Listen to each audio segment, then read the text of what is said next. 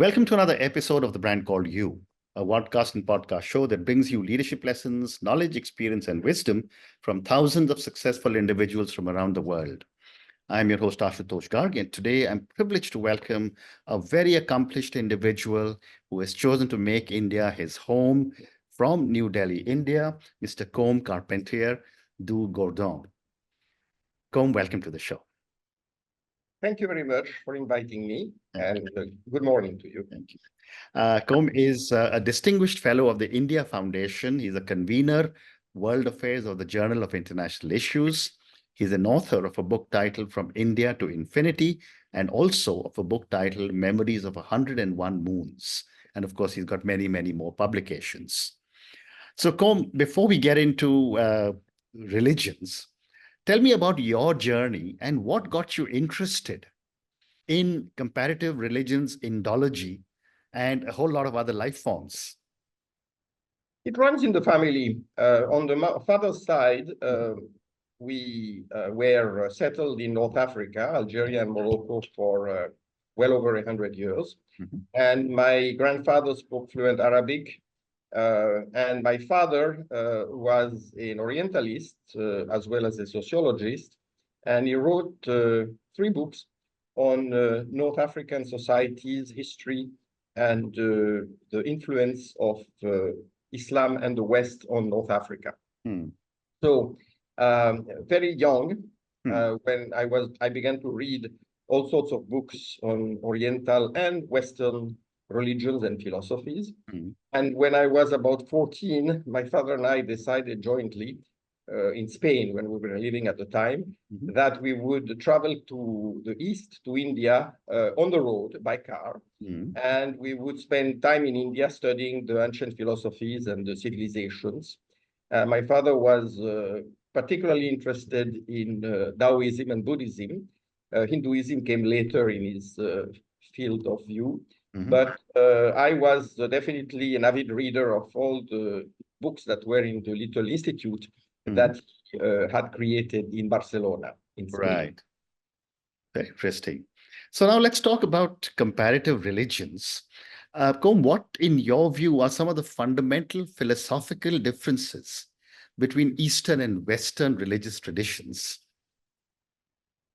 First, I think the separation or the distinction is somewhat artificial because, as you know, the West nowadays is dominated by what we might call Semitic religions, which are Eastern.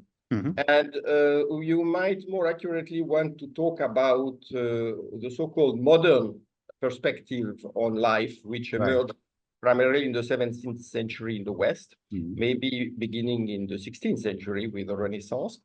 But particularly with the advent of what is called enlightenment, as opposed to the other civilizations of the world, which have a continuity since Neolithic times.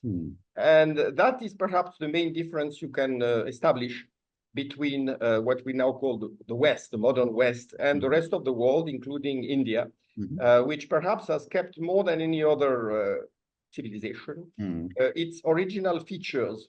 India is like a series of layers of superposed culture and also scientific investigation that has not destroyed the foundations of its culture. It has kept it, and that's why you see today in India remnants of what you might call Neolithic religious practices, together with the most modern science and also the most advanced philosophy, metaphysics, and psychology.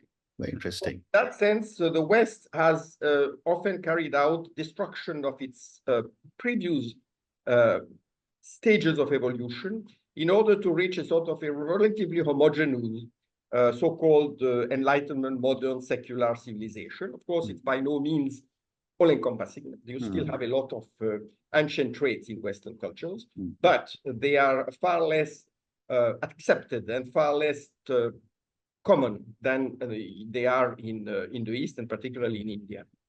Very interesting. And how do you interpret the convergence and divergence of monotheistic and polytheistic religion? If you look at the history of monotheism, it's a fairly late terminology in history. you realize that it began by what is called by scholars henotheism, which means the idea that there is a superior God who rules over the others. Mm-hmm. And that is essentially the history of the Bible, because the Hebrew religion, which is considered the foundation of the three great monotheistic religions, is in fact originally a branch of the greater Semitic Near and Middle Eastern tradition, which encompasses, the Babylonian, the Chaldean, the Sumerian, and the Arabic cultures. So out of that, what you have had gradually is the formation of a sort of an exclusive creed that established the supremacy and then the sole existence of one God, called by generally Hebrew or later a Greek or Latin name. And as a result, other beliefs, other traditions, other gods were excluded or forgotten. However, we all know that this has never been entirely the case, because Christianity is full of angels and saints who are in a way gods in a different under a different name. And so is the case to a lesser extent, but so is the case with Islam too, of course, especially with Shia Islam, which has kept a lot of features of the previous Persian Zoroastrian culture tradition. And in the case of Judaism, you have the same thing. If you look at the esoteric Judaism, where you realize that there is one superior God, but there are all sorts of other things happening. And therefore, I would say that monotheism is a fairly artificial construct, which has never really been in practice universally. And if I might say so, if it is taken literally, it is very limitative, and it can lead also to great violence. Of course, in human affairs, many things can lead to violence. Correct. If you look at what's happening in the Near East nowadays, you realize that monotheism has some role to play in that. And unfortunately, the exclusivism, which gives God certain specific intentions, such as God gave us this land, and obviously God is not giving anybody any land. Correct. It's just a human concept. If you look at nature, and if you look at the universal spirit, at Brahman, or any other name, Ishvara, you realize that the divine is the source of all things, but does not impose anything. It's all sorts of other creatures or creations that are at the root of everything that we know, see, or feel. And that is why, very rightly, in India, a number of different powers are worshipped. They are psychological and spiritual powers. They are also natural powers, but they all have their place. Great response. And I'd also like to get your perspective on the notion of karma in Hinduism. And does this really compare with the concept of sin and redemption in Christianity? Originally, yes, insofar as you are your deeds. You are also more than your deeds, your actions, but clearly your actions shape you and shape your destiny. Right. Karma has a more scientific explanation because it is an accumulation of capital, or on the contrary, an accumulation of debt. And debt has to be repaid and capital has to be spent, but wisely so. Otherwise, it is lost and you are back in debt again. Right. Instead of sin and redemption, we have a much more personalistic interpretation, because sin offends God, according to I'd say the official interpretation, the theology. And on the contrary, redemption is a gift that comes from God when he makes himself into a man. Of course, that's a Christian interpretation. In Islam, it's different.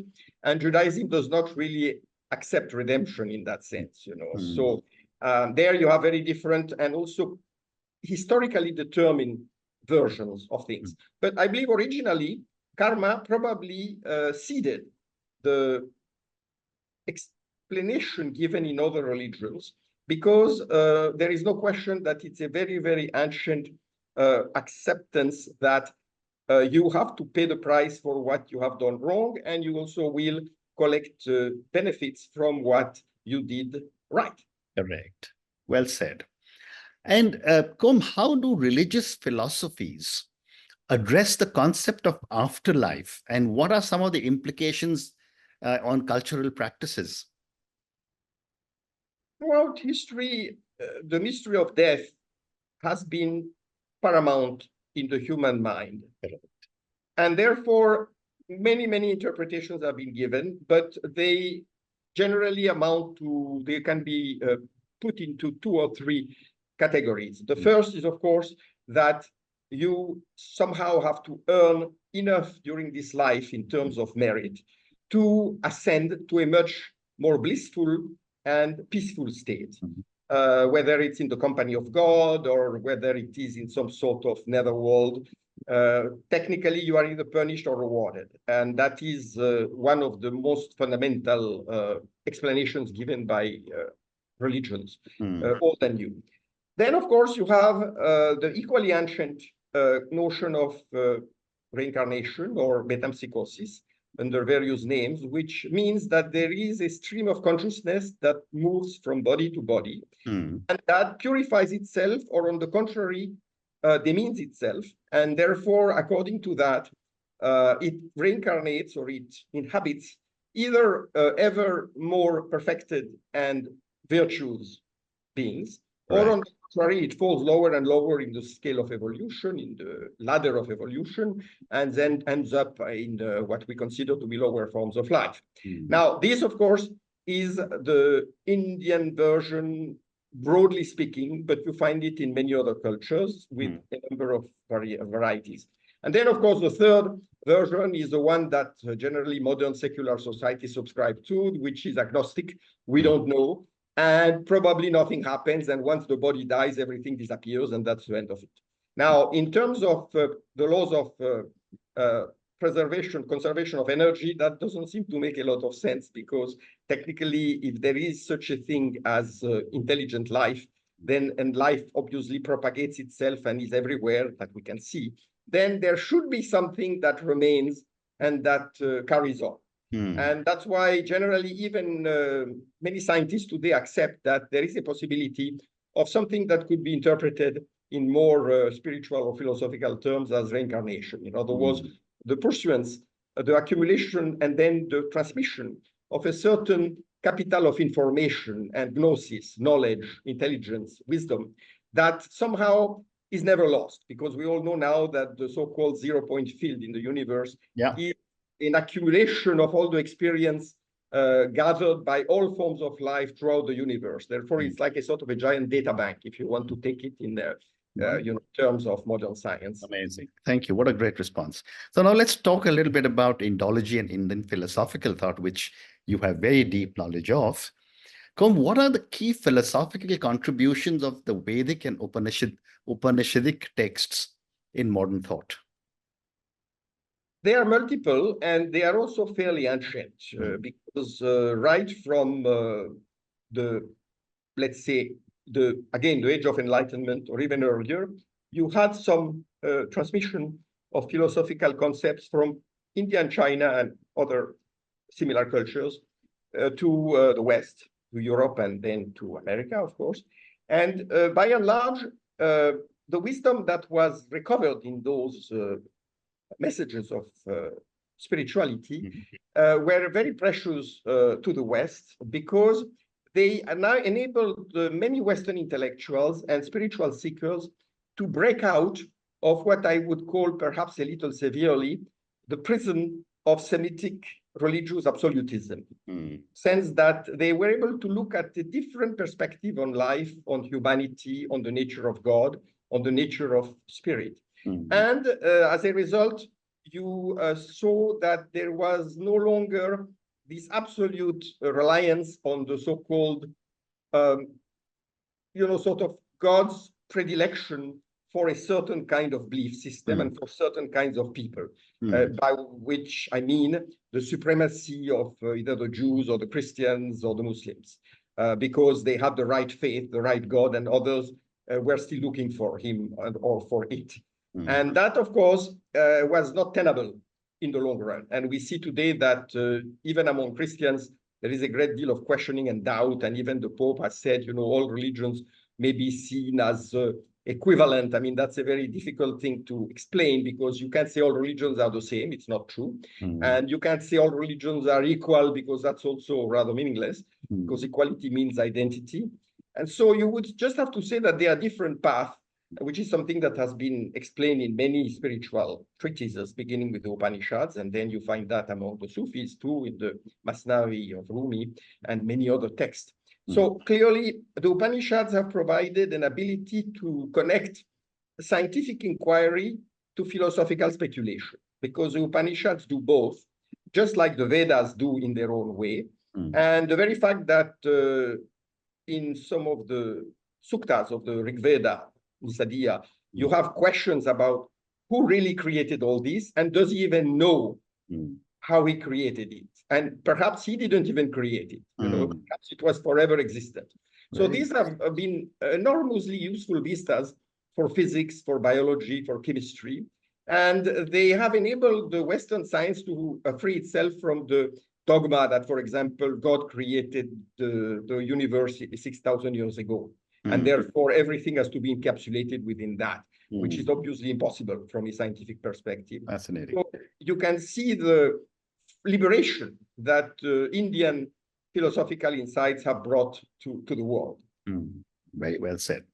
Can you also, for my viewers and listeners, talk a little bit about the role of non-duality or Advait in shaping Indian metaphysical thought? Advaita is today seen as the crowning achievement of Indian philosophical investigations. And as we all know, it's not by any means the sole, or even perhaps the dominant interpretation that India has given in terms of understanding the nature of reality. However, its merit is, of course, clarity and absolute definiteness about the way things are and yet are not. So the unification of being and non-being is a very ancient aphorism that you find both in China, well, not only in China and India, but in many other spiritual teachings.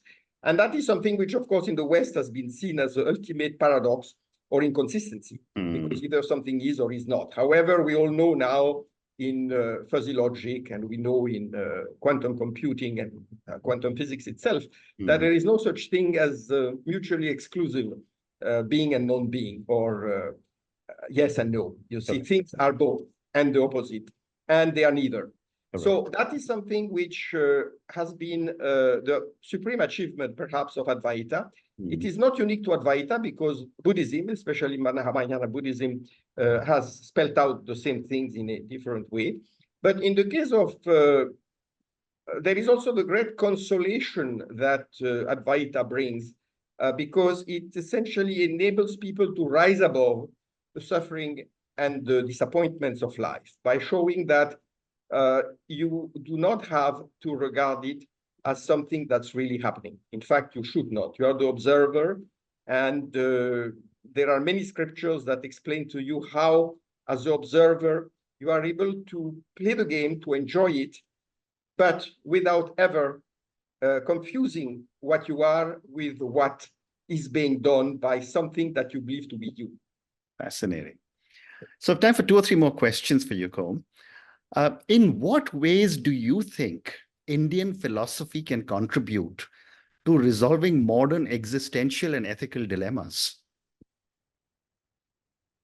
People generally would refer to the Bhagavad Gita, but there is also the Ashtavakra Gita, which says similar things.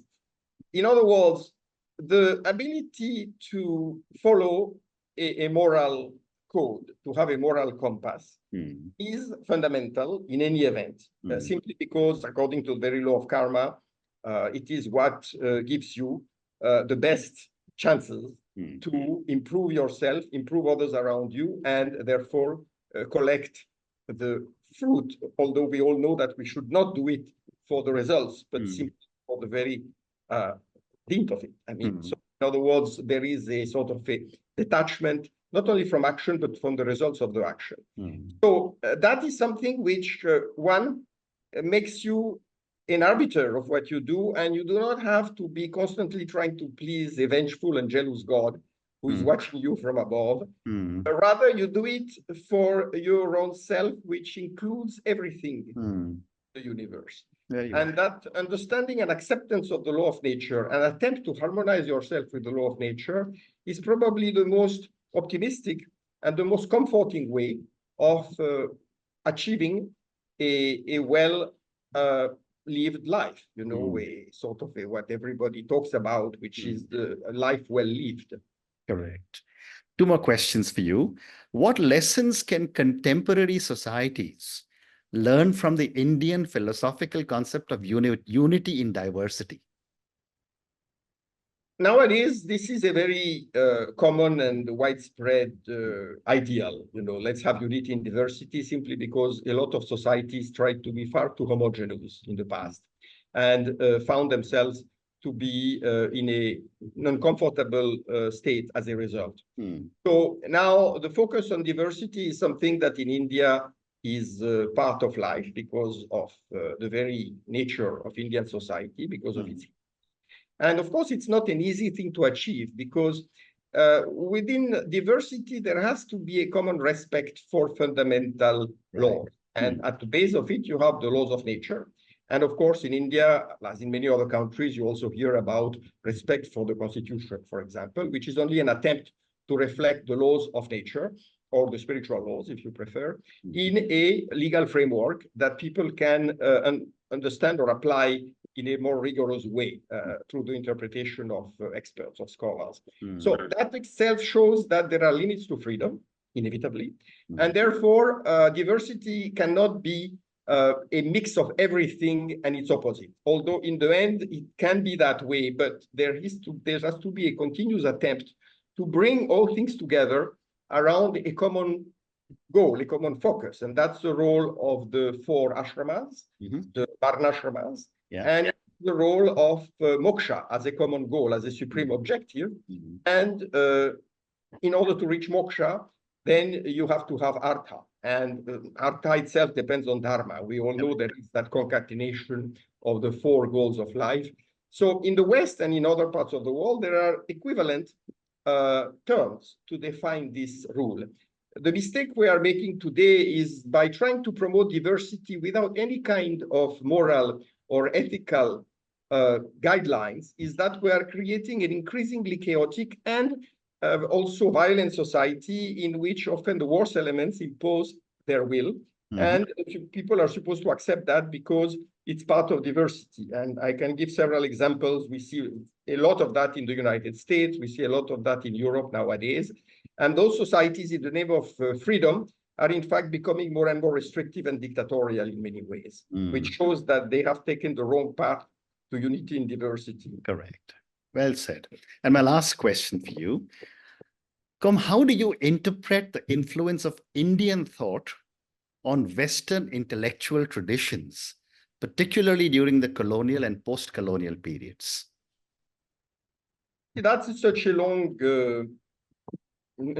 quite an answer to be given. It can be. I cannot attempt to do that. But if you look at the way that the first Orientalists who came to, let's say, India, they obviously were fascinated. They were sometimes repelled because of their prejudices, particularly, of course, the Christian prejudices about idolatry and such other things. But by and large, those who were the better prepared ones and who had the most open minds, they realized that they were reconnecting with a fundamental and primary form of civilization that had kept secrets that had been either forgotten or misinterpreted in their own homelands. So the discovery of that primary truth, you know, what came to be known as a perennial philosophy in the 20th century, late 19th century, that was something that opened many doors and also allowed for a truer and more accurate representation or interpretation of the basic teachings that evolved into Christianity. As a result of which, you had a whole school of esoteric universalist philosophy that produced a number of great philosophers. One of the earliest, of course, was Schopenhauer, although his sources were not particularly accurate as far as Indian philosophy was concerned. He only had access to some very poor translations, but still, he got part of it right. And then after him, you had much better informed and much more, I would say, expert thinkers who were able to revive and bring to light some Indian texts that had been forgotten even in India. And the same can be said about China, the same can be said about other parts of the East. Right. So as a result of the interaction between East and West, you had the sort of universalization of some texts which had become a bit too esoteric and abstruse, and which were confined perhaps to very small schools of thinkers. And as a result, you have the full expansion worldwide of the philosophy of yoga, of Vedanta, and of Buddhist Mahayana philosophy, which were barely known to anybody until about, let's say, 100 years ago. And now you have thousands and millions of people who are actually living by those guidelines and who are practicing this teaching in as far as well as they can. Great response. And on that note, Combe, I mean, I could just keep on listening to the amazing amount of knowledge that you have, but given my time constraints, maybe I'm going to ask you for another conversation in a few months from now. But thank you so much for talking to me about your own journey and what you and your father started off as a journey to discover so many different religions in India, and you are now the guru. Thank you for speaking to me about comparative religions. I think you gave some really deep insights into the Eastern, Western, and I think this is where the world needs to head towards, because at the end of the day, it's only the context in which we interpret different books, but there is only one superpower. Thank you also for speaking to me about Indology, Indian philosophical thought, and so many different associations that different parts of the world could have with a lot of the Indic scriptures that we have in our country. Thank you again for speaking to me, and good luck to you. Thank you very much. Nice talking to you. Thank you for listening to the Brand Called You videocast and podcast, a platform that brings you knowledge, experience, and wisdom of hundreds of successful individuals from around the world. Do visit our website www.tbcy.in to watch and listen to the stories of many more individuals. You can also follow us on YouTube, Facebook, Instagram, and Twitter. Just search for the Brand Called You.